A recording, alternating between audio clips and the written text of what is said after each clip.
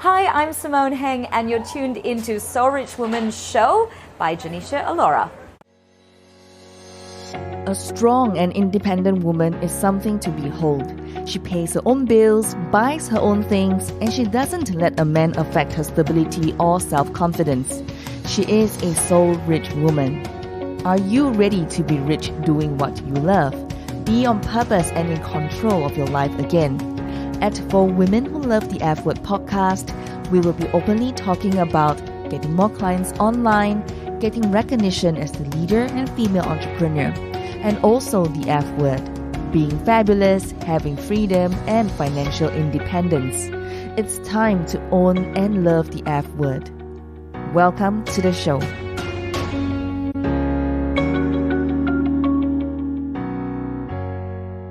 Thank you so much, my love. I love that one of your F's is about financial independence. That's why I said yes to this podcast, because there's not enough people talking about financial independence for women. It's like 50% of every conversation I have with my girlfriends is about this.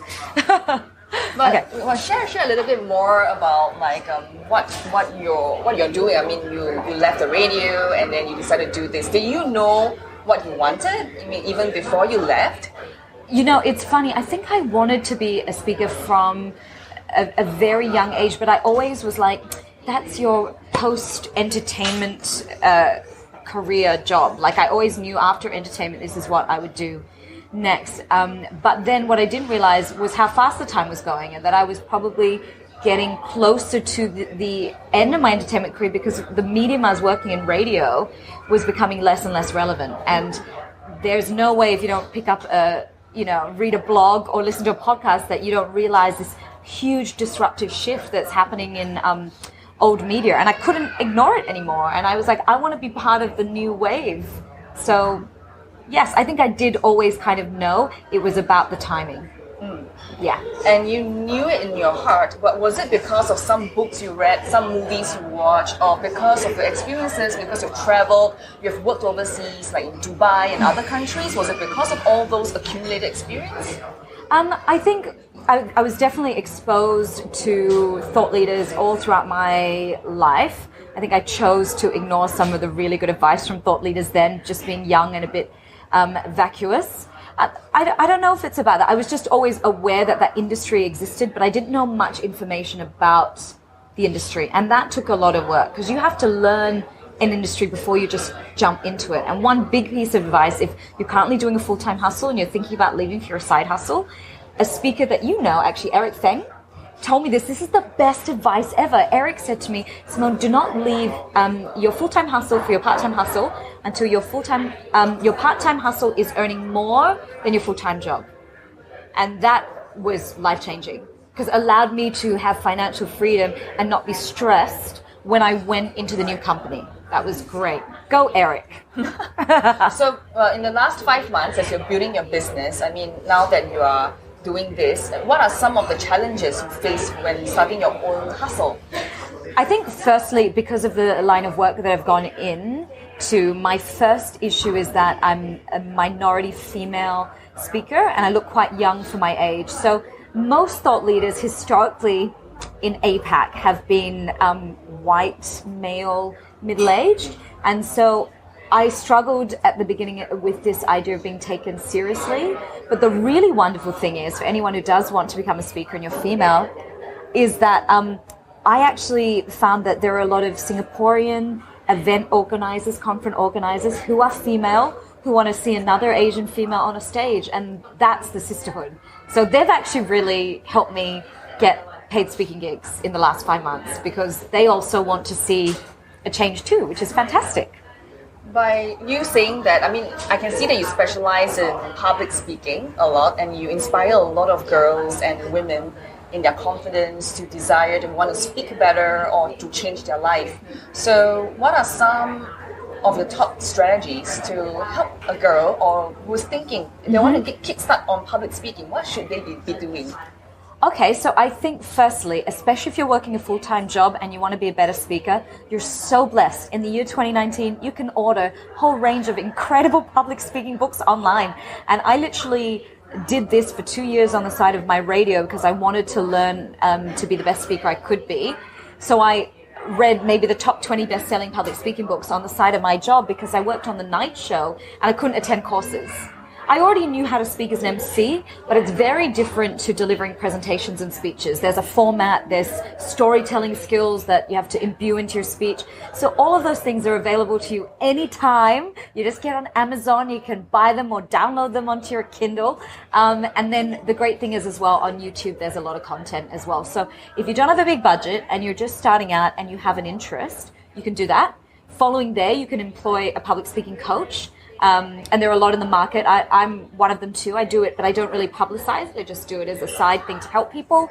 And they can really give you bespoke help. So, for example, I have a client who's a litigator in another Southeast Asian country, and she deals with confidence issues. She walks into the courtroom. She's 3 times as prepared as her male counterpart, but the judges will just defer attention directly to him just because there's more confidence and energy coming from his side of the table. So I train her on lifting her energy, enforcing her authority when she speaks so that she can get that attention. And they're all things that I kind of learned also from entertainment, but very, very relevant. If you have specific hurdles in public speaking, a coach could help you there.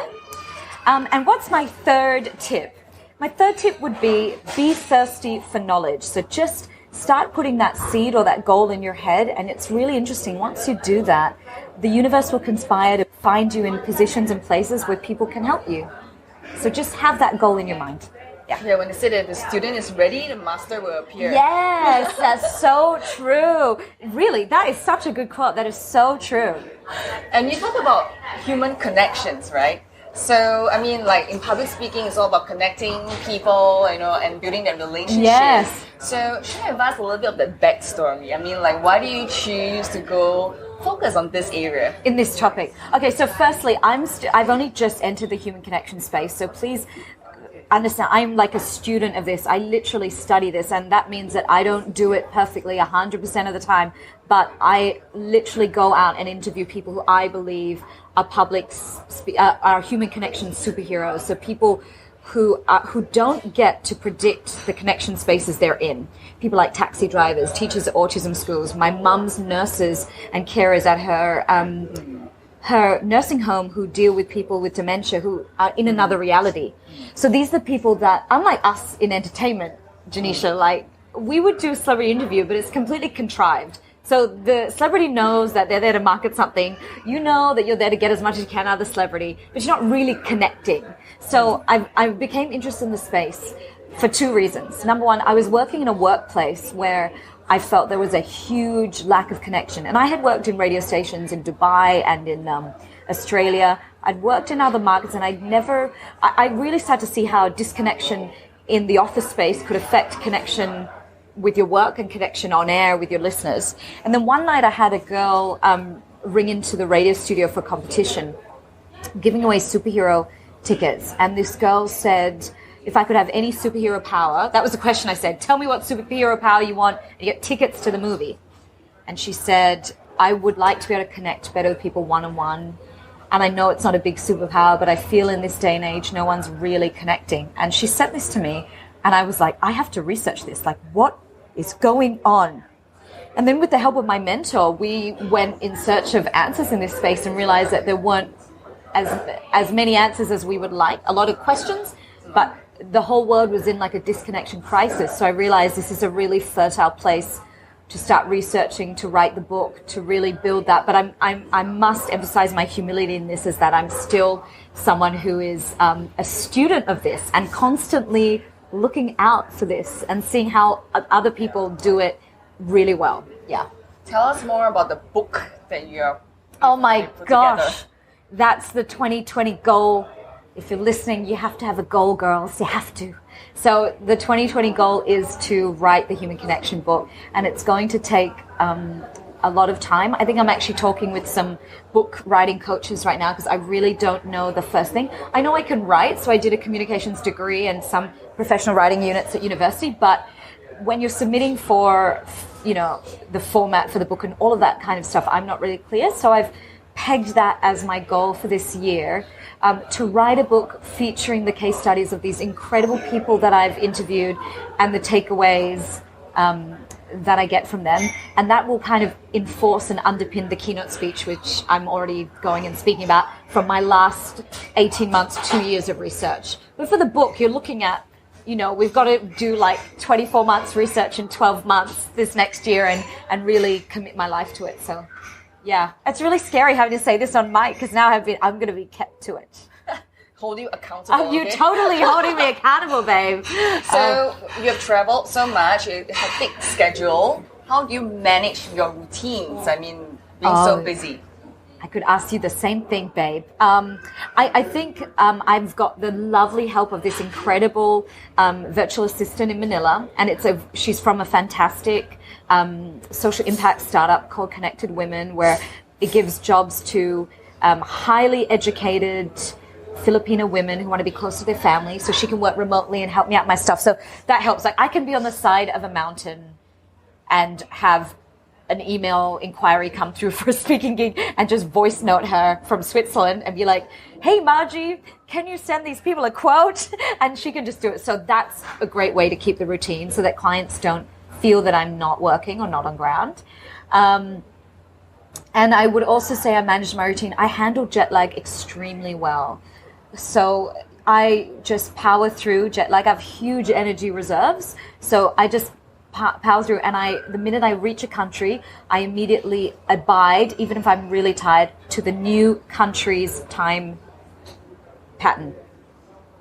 Yeah. So I try not to sleep and I just abide by so I immediately just ignore where I came from. Don't convert. Just eat at the time of the country that I'm in. Go bathroom at the time of the country and sleep at the time of the new place that I'm in. And that helps me to keep the routine. The only thing I would love to be better at is exercising while I travel. I don't do that very well. I know some women are amazing. They do stuff in the hotel room, but I'm not there yet. I'll update you on that one.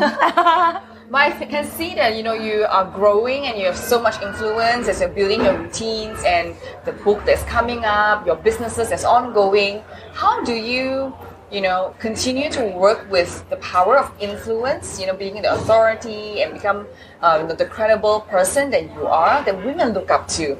And how are you, really, really working on that? I can tell you this is something I think about so much because firstly, I don't take it lightly. And secondly, I think there's a huge change in consciousness now where people who have a platform do not want to just put nothing into the space. And so just before you came, I had an hour here working from the Starbucks, creating my own inspirational quotations and memes. So I will change the whole Instagram in 2020 to be a thought leadership Instagram. It will no longer be my outfits of the day and don't know what I'm doing, with fashion. It's going to be much more targeted. Here's the other thing as well. I can tell you that generating influence is a really lonely space. Like I am probably very different to most women in that I don't have this gene in me that I feel that self-promotion is a dirty word. So I've never had this thing. I kind of promote and market like a man. And it's a very lonely place to be in because culturally around the world and even more so in Asia as Asian women, it is not thought of as attractive or likable for a woman to put herself out there and sell herself. But I'm here to tell you, honey, the changes we've seen post Me Too in the UK, in America, North America as a continent will filter down eventually to get to Asia. Well, this will no longer be a stigma. And I'm just here to say that I started this before everyone else. Like, I just don't have that. It's why I'm able to coach clients. I don't have that fear. I think it's as much as culturally I'm very Asian, the one really Western thing about me is that I don't feel it's dirty to promote. And I know it cannot, sometimes it's not likable to everyone. But here's the thing about being a brand, right? People cannot be apathetic about you. So either a large proportion is a big turn off. They don't like, it's too much for them, too in their face. Okay, I'm sorry, I cannot please everyone. You cannot please everyone. The worst thing you can do is water your brand down and be vanilla and have people feel no emotional connection or no reaction to you. Don't care lah. You speak to the people who need you. And that's how I see it. I speak to the women who want to be financially independent, who don't want to be tie-ties, the women who are driven by purpose and passion, who are not driven by money. They're the women that I speak to. I speak to the women who say it's okay to want to be a bookworm, but also to wear sexy clothing. That's okay. I speak to those women who go, there are no limits or barriers. I don't have to categorize myself. And we're a little bit behind here in Asia with that. Like, we're still culturally, there's a categorization. I think every one of my Asian female coaching clients has a story about being told by an auntie or a mother, shh, be quiet, don't be so loud, don't speak out. I mean, I grew up like that as well. In order to push our entire gender forward, we have to let a little bit of that go. I'm not saying everyone's going to be as outspoken as me or as public as you, Janisha. That's not for everyone. But in order for us to increase gender equality in Southeast Asia, we have to be a little bit okay with letting that go. Wow. Sorry, I got really fired up. Yeah, I can see that, in your eyes. I read too much things. But I love that. I think it's really very important. So, to you, what is a soul-rich woman? Oh my God, you are a soul-rich woman. I'm not a soul-rich woman, putting this on the wrong way on the camera. A soul-rich woman is someone who lives with passion and authenticity. And I think there's a level of bravery associated with that too. A soul-rich woman just has a little bit less fear than the average woman. Wow, you make it sound so sexy. It can be sexy. It can yield sexy results. I don't mean sexy guys. I mean like as in great results for your business, to be a bit more brave. But I'm here to reiterate to you girls, it's not going to be easy. There are going to be times where people, I recently had one of my best friends, I found out that I kind of did one of my independent women Instagram posts, and I found out this girl who I consider to be one of my best friends was having a real rant about it. And that was really hard. That broke my heart a little bit. So know that being a soul-rich woman can also lead to the falling to the side of some people who might not share your views and your bravery. But that's also okay, because we grow and evolve. I love that. How do clients actually find you? You can go to my website, simoneheng.com, and I'm also all over social media, everywhere. Probably too much. It's never too much, because it's all about being relevant, being searchable, and being current. Absolutely. That is so important. I just want to say, when Janisha said current, this is one thing I learned from social media very early on. Nobody cares what you used to be or what you used to do. Everyone is obsessed with what you're doing right now and what you're about to do. And that's really sad with the world that we live in. I know that is. But if you want to market your small, medium enterprise or your personal brand as a business, you have to relinquish and accept that fact. Yeah. So next year we have a movement, an initiative to help women to use their voice to market themselves, to build their brand. So we actually have this movement. It's called Asia Women Podcast Asia. Okay. So we are doing that. There are many women who are still hesitant about, showing themselves. Yes. Can you share some form of encouragement to them? Oh gosh, yeah. I have a client from Switzerland, Asian female living in Switzerland. She's incredible. And we literally spend 1 whole hour of coaching just to get her to post one LinkedIn post. And she's incredible. That fear of what people think is so great. And I just want to tell you here, number one, it is like you can expedite the success of your business by putting your face at the front of it, because now people want to identify the human face with things, human connection. So that's a fact that we have to accept. And also you need to accept that not everybody will love and be at peace with you in general, in life, or even online. So why not just do it anyway? People are going to say something whether you don't do it or whether you do it. People always got something to say. So if the view of people having opinions about you is holding you back, forget it, accept and move on and do it. I love the girl power here. It was so hard for me. Like, I had been living behind this veil of different radio stations, having created my brand or having control of my brand, and I never really showed authentically who I was. So I was just like Xiao Mei Mei, like Hello Kitty, like just cute, and I don't share my opinions. But the thing is, it's exactly what I said, like being vanilla won't win in the year 2019, because social media and digital business has changed so much. So you cannot compete like that anymore. That's why you are different. Yes. You're unique. I would like to think so. I think everyone's unique. Everyone's unique, right? Oh, well, don't be better, be different. That's very important. Exactly. Yeah. Life is not a competition. Life is not a race. You just be the best version of you and accept that you are unique and different. So in So Rich Women, we want women to own and to have it all, which is the 3F word: being fabulous, having freedom, and financial independence. Yes. What is your favorite F word? Financial independence, financial independence, financial independence. Nobody talks about this enough. It's why I agreed to do this podcast. Girls, listen to me. I'm telling you. The older you get, so I'm 35 now, the more dinner tables I sit around, the more stories of some separations in marriages and things that come up. And one of the biggest regrets those women say after their divorce is that they didn't, put their, if they bought an asset with their husband, that they let him put the name on the lease and they didn't put their name down, or that they didn't set stronger financial goals for themselves, because when they were married, they kind of went under his wing and let him control everything. I'm telling you, life is long and life is an incredible roller coaster and life is rich, and you want to be the ship that is always buoyed amongst all those waves. And one of the best ways that you can do that and protect and bolster yourself in any storms when the water's choppy is by having your own account with your own money, your own assets. I bought my first property when I was 30 with my money from Dubai. At that time, I don't know any other radio broadcasters that were saving up to buy their own houses. And I set that as a goal, and I had that in my head, and it's achievable. You can even not be earning that much. It is so achievable, and it just starts by even starting to think about it. So just starting to think about that term, financial independence. Just think about how you define that, and slowly it will reveal itself to you. Resources, books, YouTube videos on how you can get started, and of course, So Rich Women, this whole network. But that's definitely my favorite. Which is your favorite recommended books that you like the girl to start on? Oh, okay. For all of life or financial independence? The F word. The F word. The very first book I read at 23 years of age, when I was literally, guys, earning nothing. I didn't even have an employment pass for Singapore. I was like at a modeling agency. This is back in the early 2000s when that was possible. Choi, choi, choi, don't tell the government.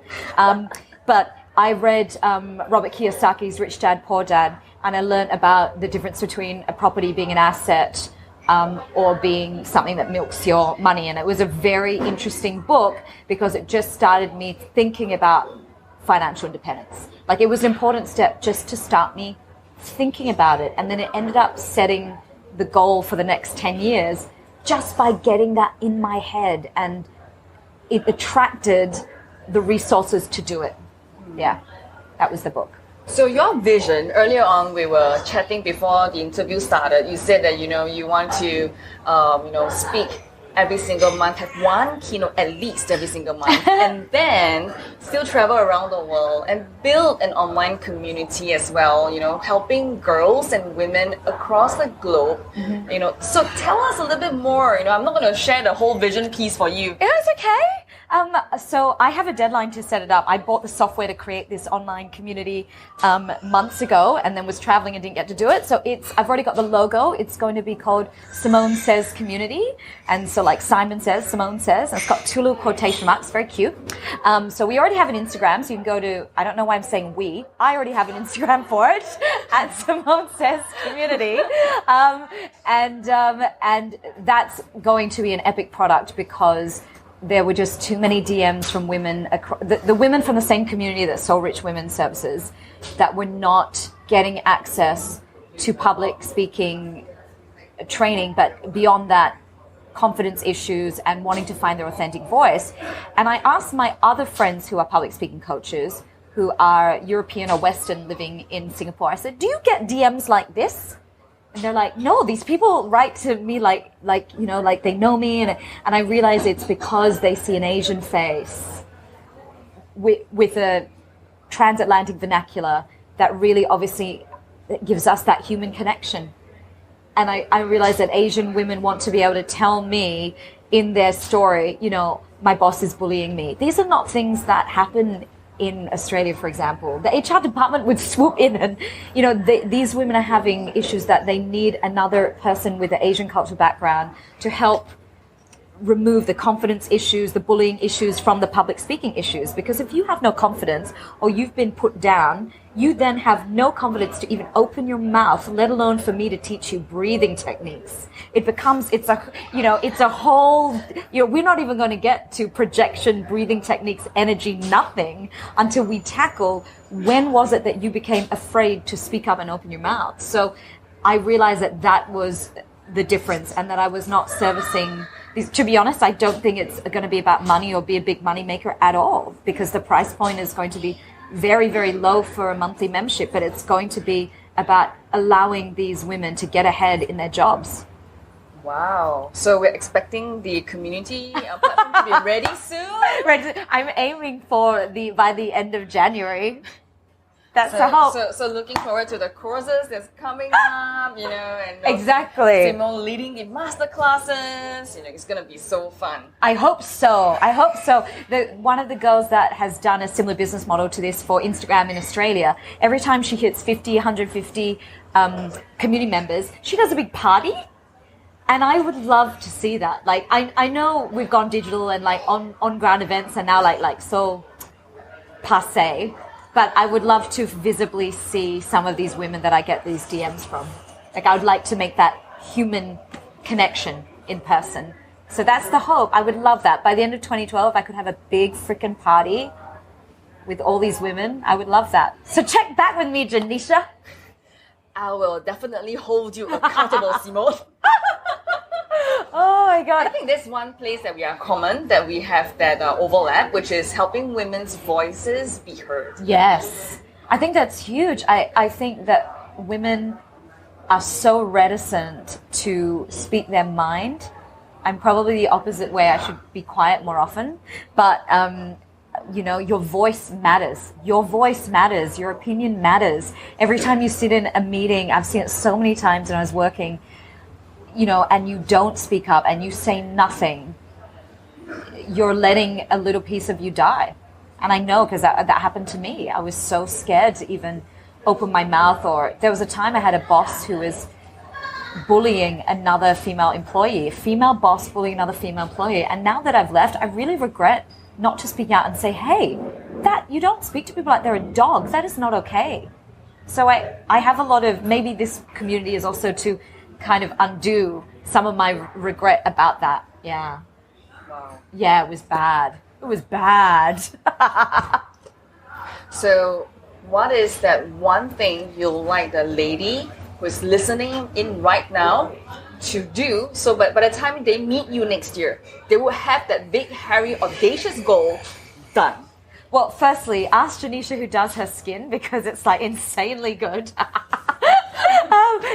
Okay, so what is the big thing for you to have that big, audacious goal? I want you to think about authentically who you were as a child. Most of the time when we lose our way and our actions are no longer in sync with our authentic self, is because life has maybe hit us with some hard knocks. So go back and think about who you were as a little kid, when you were innocent and you didn't have any auntie telling you to do this or that, or any boss telling you to do this or that. Who were you as a kid? And I'm going to tell you what that little child dreamt of, what that little child wanted. Tap into that energy and sit with yourself in a quiet place and dream big, like when you were that child. And I swear to you, that will reveal to you more about your 2020 goals than if you just sat there in your space right now with your phone going off, with your kids screaming. Really remember, the biggest awakening for me was remembering who I was as a kid and manifesting that innocence and that joy when I was goal setting. It really works. It works. Wow, I love that. So are you a Libra? No, are you a Libra? No, I'm not. I'm a Taurus. Taurus? I'm a Taurus. Yes. I'm a Gemini. Are you Gemini? You're same as my sister. Oh. Same as my sister. Do you like your sister? She's a total girl boss. My sister is a partner in a law firm. She's incredible. Like, if she was talkative, you should so have her up. She's not. She's very private. Okay, so ladies, if you're tuning into this podcast, remember that Simone can be reached at simoneheng.com. Thank you. And ask me anything you like, I'll write back. I answer to everyone. I love that. So everything will be placed in the show notes. Thank you very much for tuning in today, and I look forward to seeing you soon. Take care and bye-bye. Bye! Thank you so much for joining me today. I'm so honored that we are connected, and I hope that I can continue to serve you as you build your dreams. And if you love this episode, and I hope that you did, rate it 5 stars. Give us that glowing review because it will help more women around the world finding the Soul Rich Woman podcast. Alone you are strong, together we are unstoppable. Now share this with every woman who needs it, because this is how we are changing the world, one woman at a time. As always, get out of your comfort zone and go towards the dreams you've always wanted to achieve. For women who love the F word, being fabulous, having freedom, and financial independence. My dear soul rich woman, sending you my love, and I'll speak to you soon. Bye for now.